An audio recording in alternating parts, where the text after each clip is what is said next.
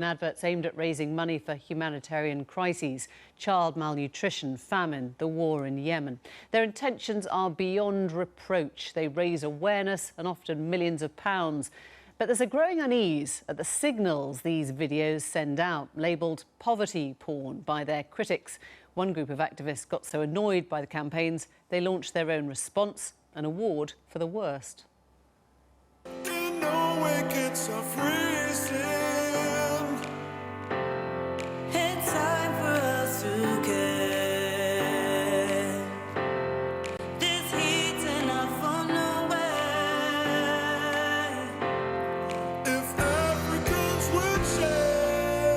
It's Africa's turn to help, croon the singers in this spoof video. The group tell of the need to highlight the plight of poor Norwegians by bringing them radiators in winter, raising awareness of their suffering in the cold. It's the work of a Norwegian campaign group who tomorrow will launch an award for the worst charity video of the year.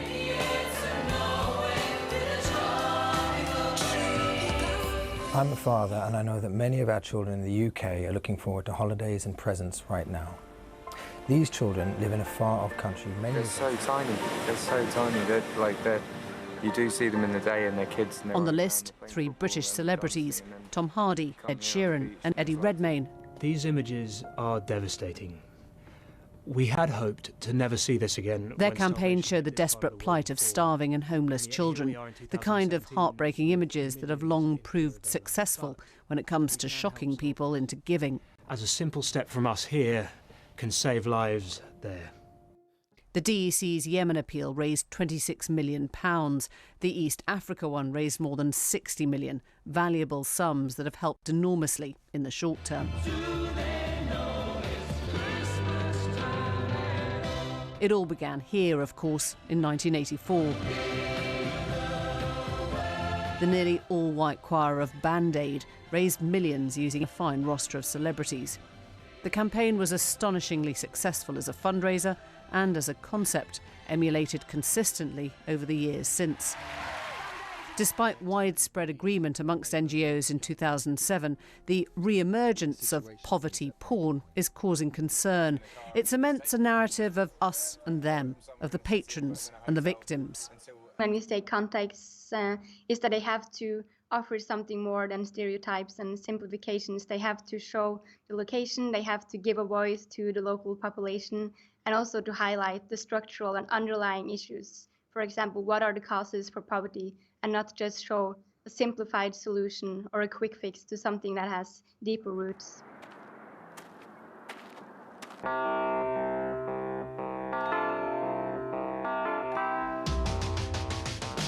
They prefer this sort of thing, the hope and optimism of Batman.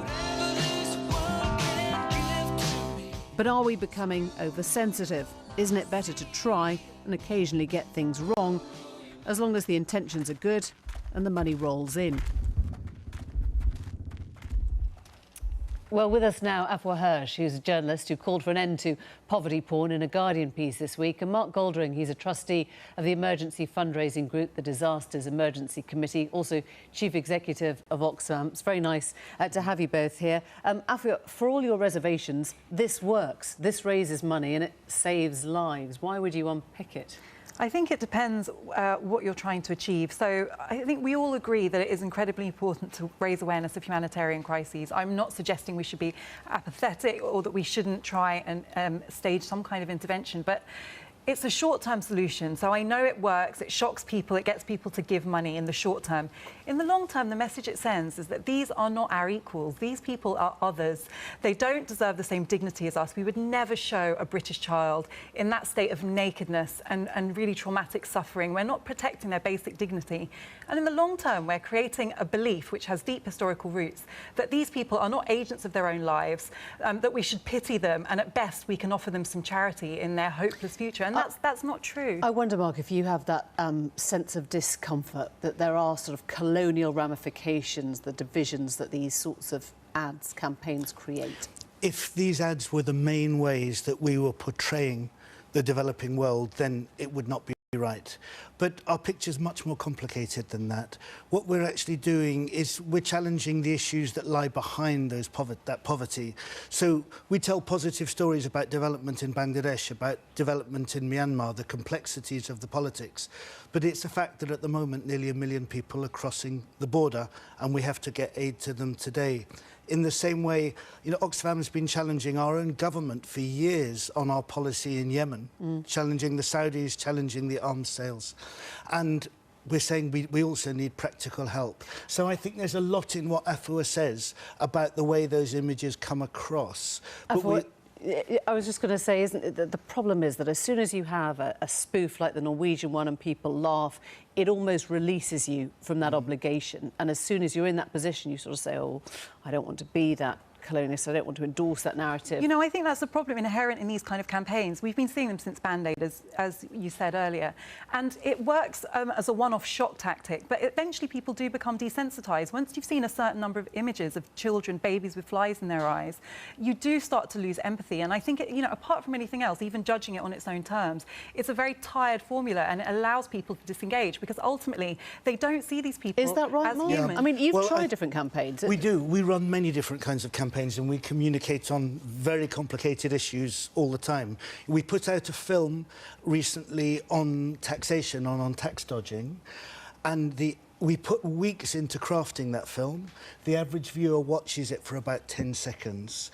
What's happening with an emergency appeal is that broadcasters are putting something together literally in hours and they want to command attention. So you have 10 seconds to get people to look up But images. if the argument is that you don't have enough time to offer someone basic dignity and respect, No, I don't think that's a compelling I'm not argument. saying that, Afua. I think there's a difference between some of the images and the overall effect. And we're not right to blame the celebrities for that. Actually, we need to look just at the way we edit. As an organisation, Oxfam and many like us have very strict guidelines on using those kind of images. And there are too many of them. But there is also a sense that there's an emergency and we've got to respond now. And that personal empathy does come through. I think what I'm saying is that sense of emergency is necessary but not sufficient. We need context and we need to protect the dignity of people we're dealing with because ultimately they deserve exactly the same rights and treatment as we do. I do agree. Thank you.